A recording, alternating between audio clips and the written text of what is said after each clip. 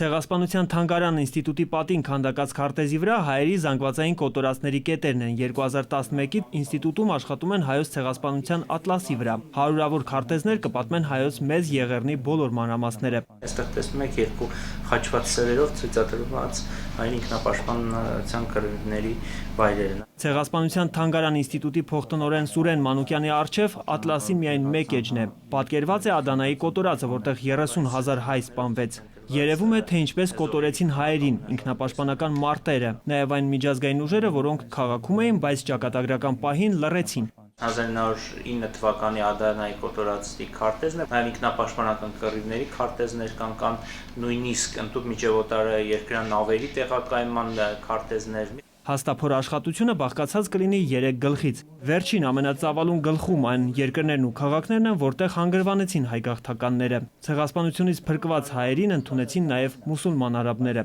Հետագայում արդեն երրորդ ոնց որ փուլը, դա հետցեղասպանական իրավիճակը, ստեղծված որպանոցների քարտեզներ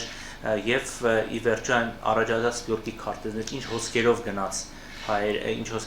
հայերի տեղահանությունը երկրից։ Եվս մեկ ֆունդամենտալ աշխատություն հայոց ցեղասպանության հանրագիտարանը լույս կտեսնի առաջիկա 1-2 տարում։ Այսօր կա մի հանրագիտարան, բոլոր ցեղասպանությունների հանրագիտարանը, որի միայն մեկ գլուխն է պատմում 1915-ի մասին։ Հայոց ցեղասպանության մասին երկհատոր հանրագիտարանը լույս կտեսնի մի քանի լեզուներով։ Այսօր ինստիտուտը լեզվի տեսչության հետ միասին աշխատում է տերմինների թարգմանության ուղղությամբ։ Օրինակ կա մի շատ հայտնի տերմին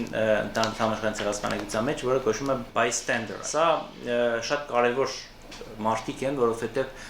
ընդհանրապես ցեղասպանությունը իրականացվել է նրանց լուռ համաձայնությամբ